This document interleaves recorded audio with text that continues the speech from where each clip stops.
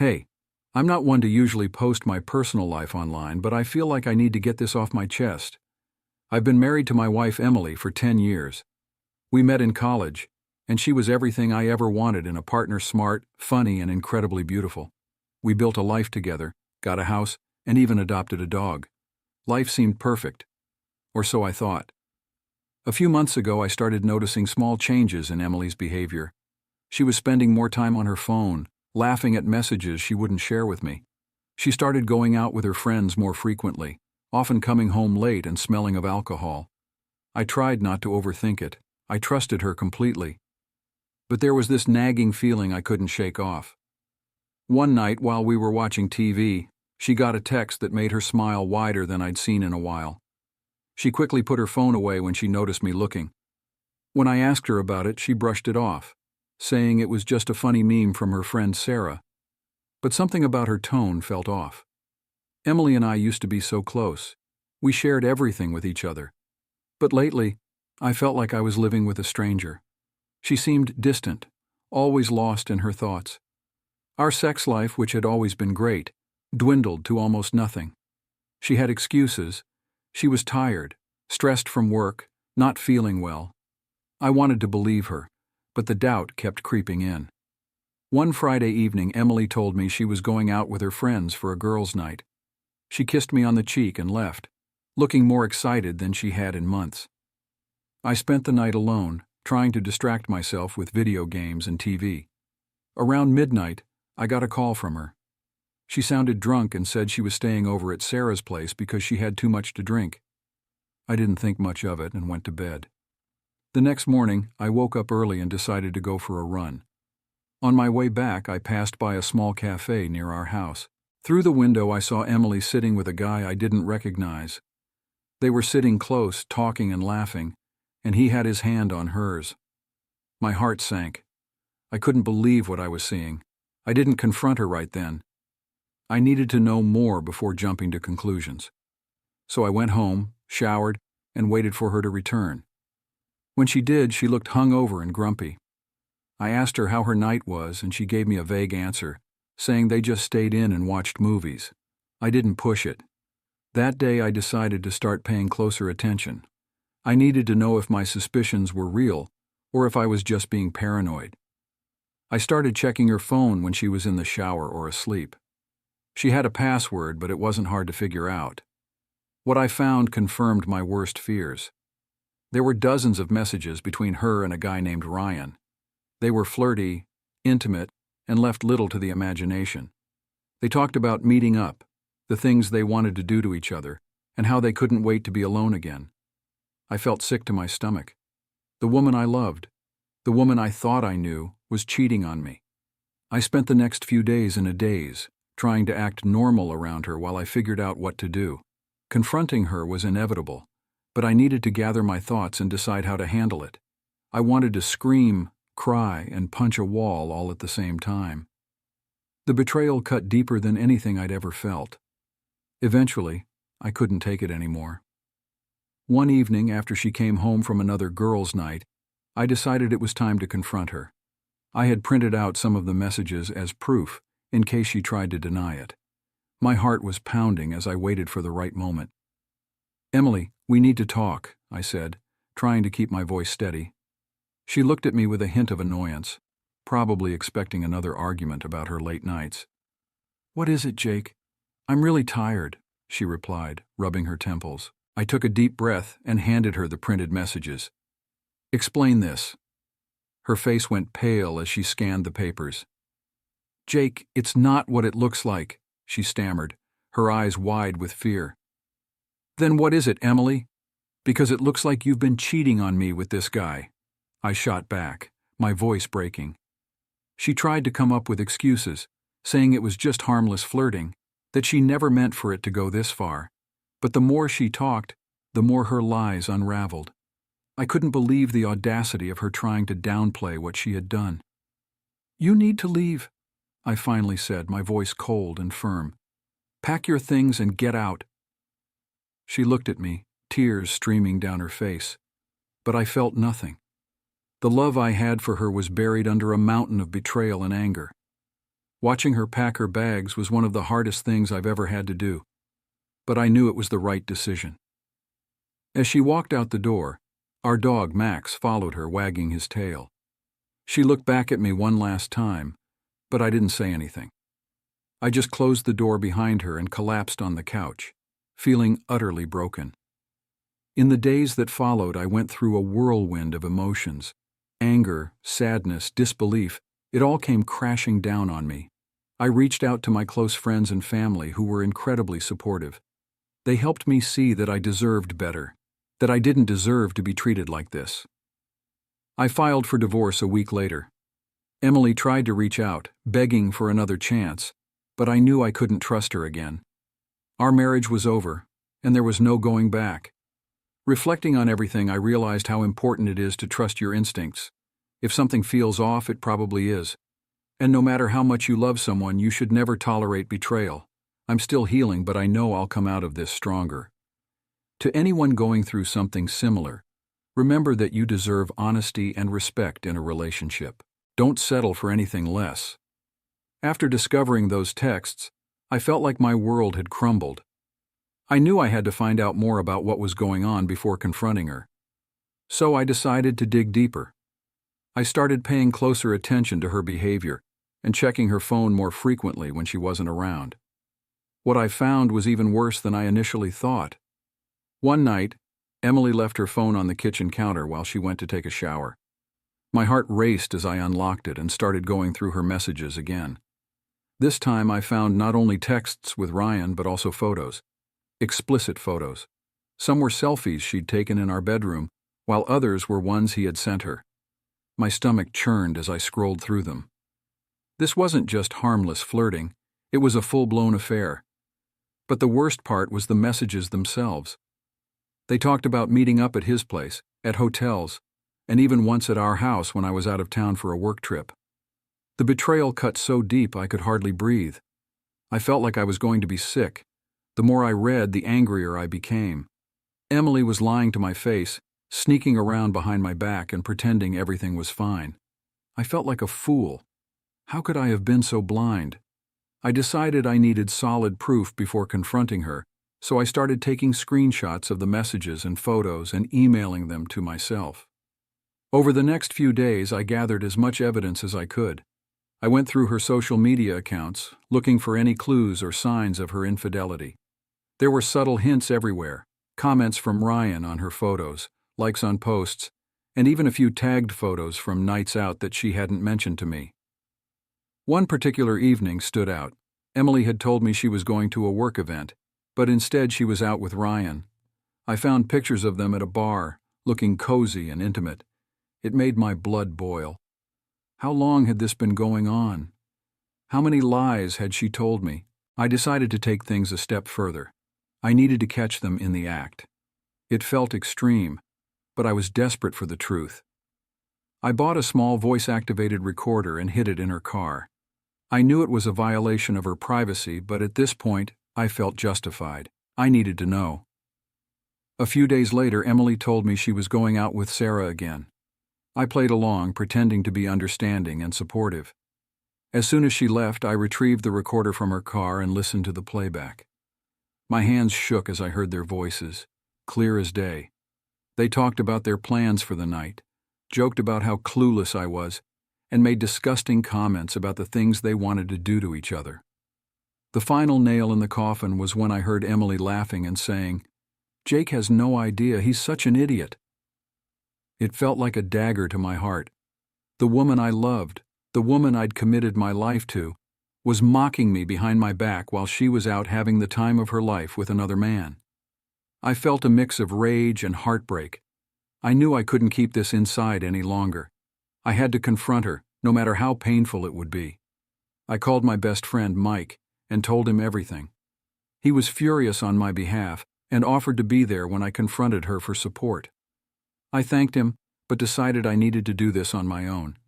That evening, I sat in the living room waiting for Emily to come home.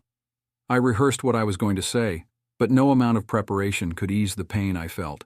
When she finally walked in, looking carefree and happy, I almost lost it. Emily, we need to talk, I said, trying to keep my voice steady. She looked at me, surprised by my serious tone. What's going on, Jake? She asked, putting her bag down and coming closer. I know you've been cheating on me, I said bluntly, unable to keep the anger out of my voice. Her eyes widened and she took a step back. What are you talking about? That's ridiculous. Don't lie to me, Emily. I've seen the messages. I've heard the recordings. I know everything, I snapped, throwing the printed messages and photos on the table. She looked at the evidence, her face turning pale. Jake, it's not what it looks like. I can explain. Explain what? That you've been fucking Ryan behind my back? That you've been lying to me for months? There's nothing to explain, Emily. I trusted you and you betrayed me, I yelled, my voice breaking. Tears started streaming down her face, but I didn't care. I was too hurt, too angry to feel any sympathy. I'm sorry, Jake. I never meant for this to happen. It just got out of control. Out of control? That's your excuse? I scoffed. You need to leave. Pack your things and get out. She pleaded with me, begging for another chance, but I couldn't even look at her. I felt like I was staring at a stranger. The love I had for her was buried under layers of betrayal and pain. She eventually gave up and started packing her things, sobbing the entire time.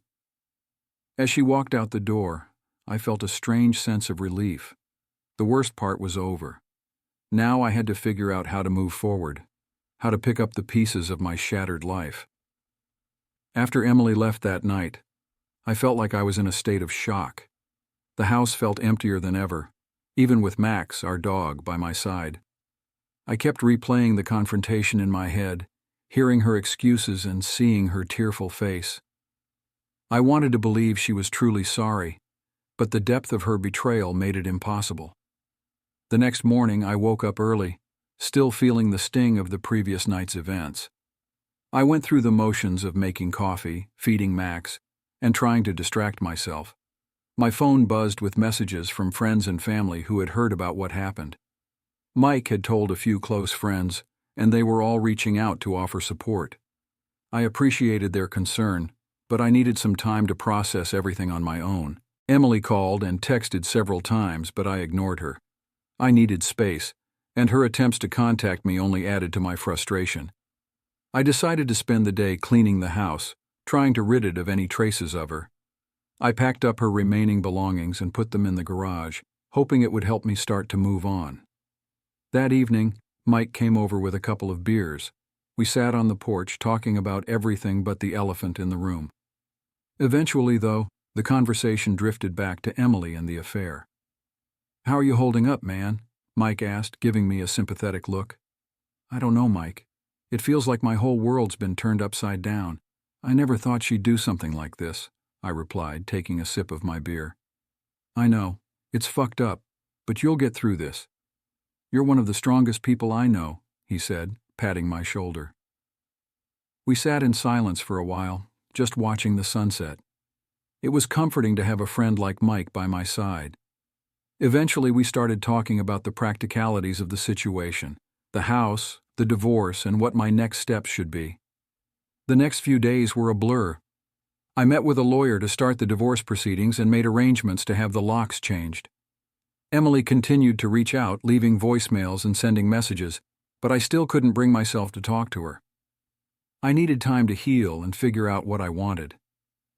A week after the confrontation, I finally agreed to meet with her. We decided to meet at a nearby park, a neutral ground where we could talk without the weight of our shared home pressing down on us.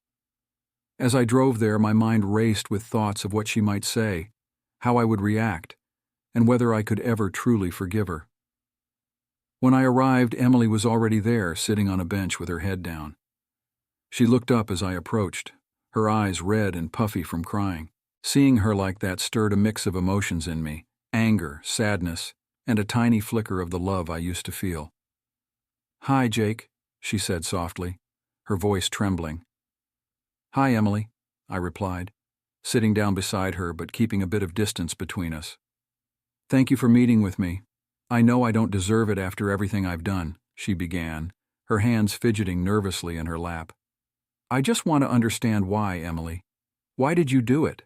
I asked, trying to keep my voice steady. She took a deep breath, her eyes filling with tears again. I don't have a good excuse, Jake. I was unhappy, but instead of talking to you about it, I made a terrible mistake. I got caught up in the excitement, the attention. It was selfish and wrong, and I'm so sorry. Her words hit me like a punch to the gut. Unhappy? How could she have been unhappy when I thought we had a good marriage? But I kept my composure, letting her continue. I never meant to hurt you. I was stupid and careless, and I'll regret it for the rest of my life. I know I've destroyed everything we had, but I want you to know that I'm genuinely sorry, she said, her voice breaking. Sorry doesn't change what you did, Emily. You lied to me, betrayed me, and mocked me behind my back. How am I supposed to trust you again after this? I asked, my frustration boiling over. I don't expect you to forgive me or trust me again. I just needed you to know that I'm sorry and that I never wanted things to end like this, she said, wiping away her tears. We sat in silence for a few moments, the weight of our conversation hanging heavy in the air. I could see the regret in her eyes, but it didn't erase the pain she'd caused. I think it's best if we go our separate ways, Emily. I can't move past this, and staying together would only prolong the hurt for both of us, I finally said, my voice firm. She nodded, looking down at her hands. I understand. I just wish things had turned out differently. Me too, I replied, standing up. Take care of yourself, Emily. You too, Jake, she said, watching as I walked away. As I drove home, I felt a strange sense of closure. It wasn't the ending I had envisioned for our relationship, but it was necessary. I knew I had a long road ahead of me to heal and rebuild my life, but at least now I could start moving forward. Reflecting on everything, I realized that sometimes people make terrible choices, and those choices have consequences. Emily's affair shattered our marriage, but it also taught me the importance of communication and trust. I'll carry those lessons with me as I navigate this new chapter of my life. After our meeting at the park, I drove home with a heavy heart. The reality of our separation was sinking in, and the weight of Emily's betrayal felt like an anchor dragging me down. That night I sat on the couch, staring at the divorce papers. It felt surreal to be signing away a decade of my life, but I knew it was the only way to move forward. In the days that followed, my emotions were all over the place. Some mornings I'd wake up feeling numb, as if everything that had happened was just a bad dream. Other times I'd be hit with waves of anger and sadness so intense that I could hardly breathe. Max was my constant companion, sensing my distress and offering silent comfort with his gentle presence. One night, about a week after signing the divorce papers, I found myself lying in bed, unable to sleep. My mind was racing, replaying memories of Emily and me, our wedding day, the vacations we took, the nights we spent talking and laughing. It was like watching a highlight reel of a life that no longer existed. I grabbed my phone and started scrolling through old photos. Seeing her smiling face, the way we used to look at each other with so much love, felt like a punch to the gut. I couldn't believe how everything had changed. I felt a mix of anger and sorrow. Anger at her for destroying what we had, and sorrow for the loss of the life I thought we'd build together. The next morning, I decided I needed to take action. Sitting around and wallowing in my misery wasn't going to help me heal. I reached out to a therapist, someone who specialized in dealing with infidelity and betrayal. I knew I couldn't navigate this emotional storm on my own, and talking to a professional seemed like a good first step. During my first session, I poured out everything: the discovery, the confrontation, the sense of betrayal and loss. The therapist, Dr. Collins, listened patiently, offering insights and helping me process my emotions. She encouraged me to focus on self-care and finding healthy ways to cope with the pain. I started to establish a routine. I made sure to get out of the house every day, whether it was going for a run with Max, meeting up with friends, or just taking a walk around the neighborhood. Exercise became my outlet, a way to release some of the pent-up anger and frustration. Slowly, I began to feel a bit more like myself. My friends were a lifeline during this time. Mike, especially, checked in on me regularly. He invited me over for dinner, dragged me out to watch games, and made sure I wasn't isolating myself. Their support was invaluable, reminding me that I wasn't alone in this. One night, A few weeks after starting therapy, I found myself at a bar with Mike and some friends. We were watching a football game, and for the first time in a while, I felt genuinely happy. I laughed at their jokes, cheered for our team, and even flirted a bit with the bartender, a cute redhead named Jess. It felt good to just be in the moment, to enjoy life without the shadow of Emily's betrayal looming over me. Despite these small moments of joy, there were still days when the sadness and anger crept back in.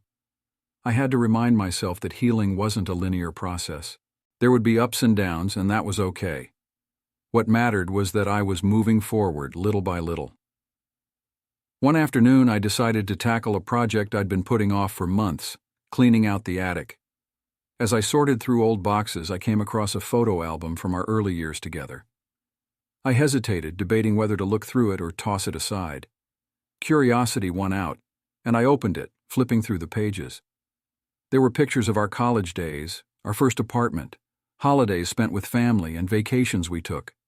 Seeing those happy moments brought a bittersweet smile to my face. Those times were real, and they were good. But they were also a reminder of what I'd lost. I decided to keep the album, not as a way to hold on to the past, but as a reminder of the lessons I'd learned. Love can be beautiful and fulfilling, but it also requires trust and communication. Without those, even the strongest relationships can crumble. Dr. Collins encouraged me to start journaling, to put my thoughts and feelings on paper as a way to process them. It felt awkward at first, but soon I found it to be a therapeutic outlet. I wrote about my anger, my sadness, and my hopes for the future. I wrote about the person I wanted to become, stronger, wiser, and more resilient. As weeks turned into months, the pain began to dull.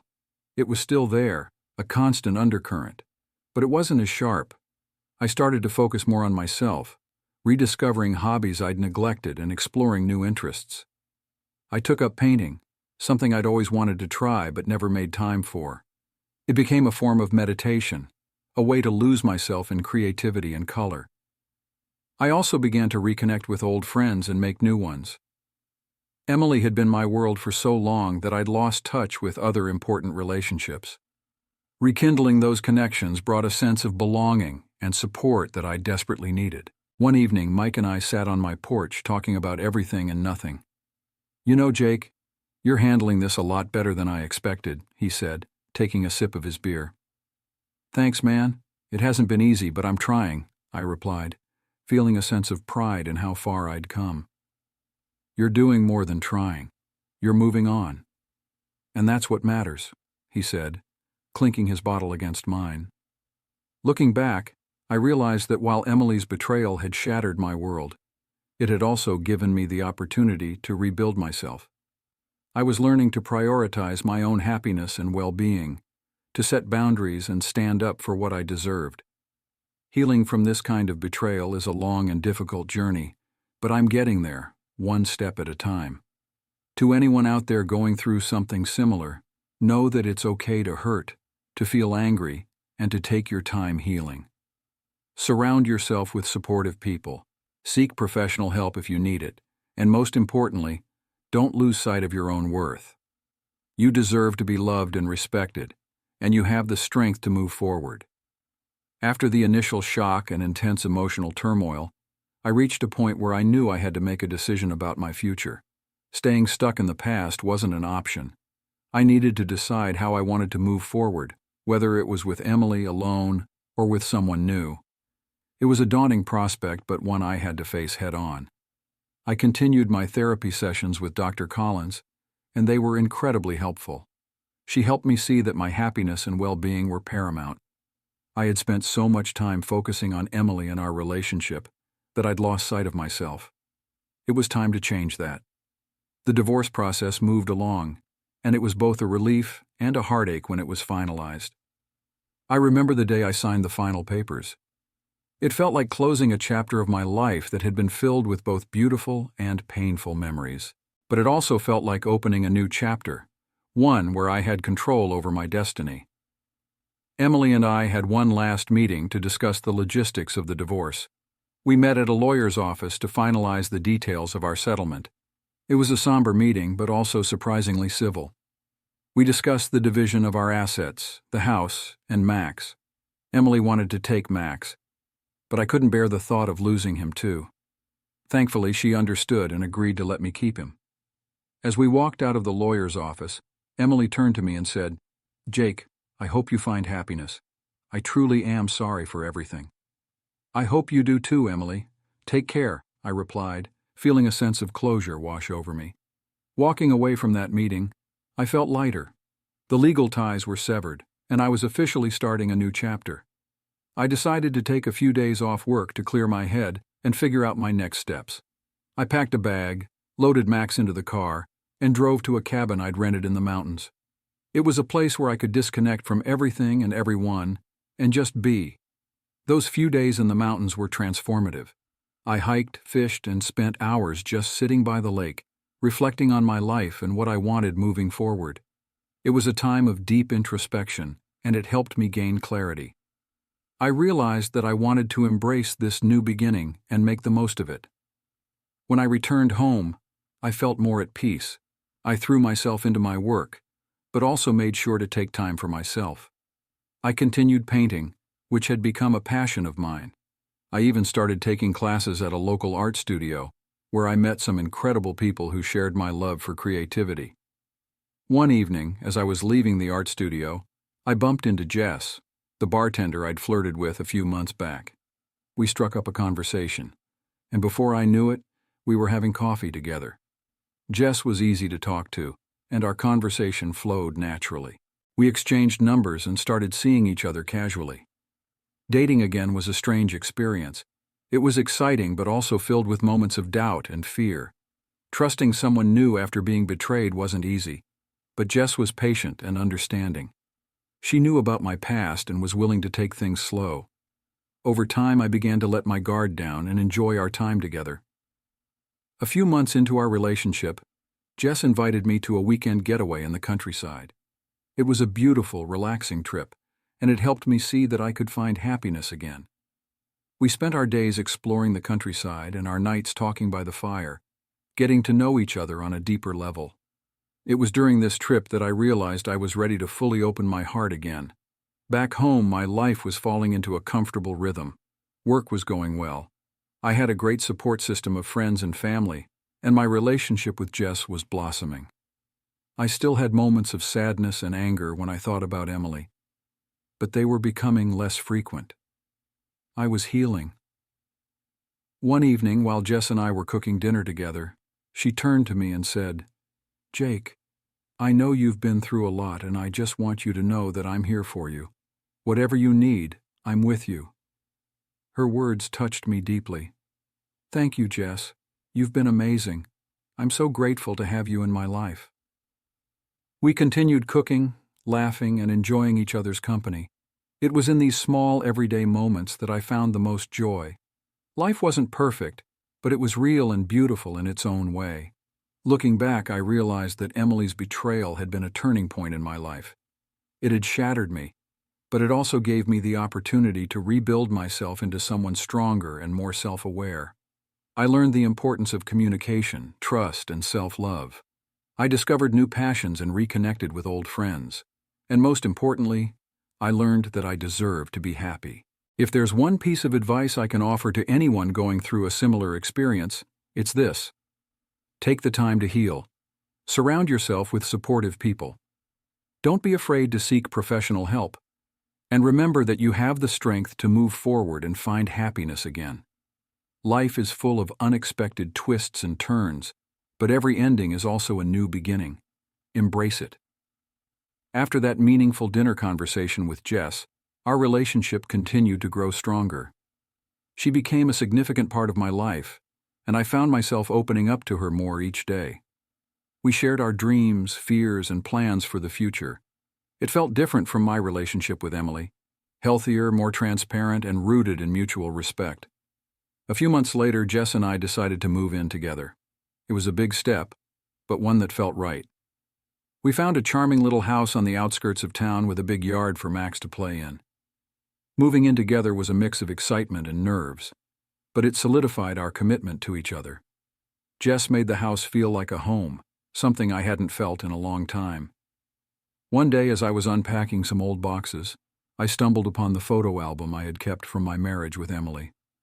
I sat down and flipped through it once more, but this time the emotions were different. I no longer felt the sharp sting of betrayal.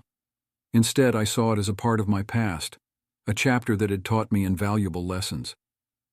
I decided to put the album away in the attic, a piece of my history that had shaped who I was, but no longer defined me.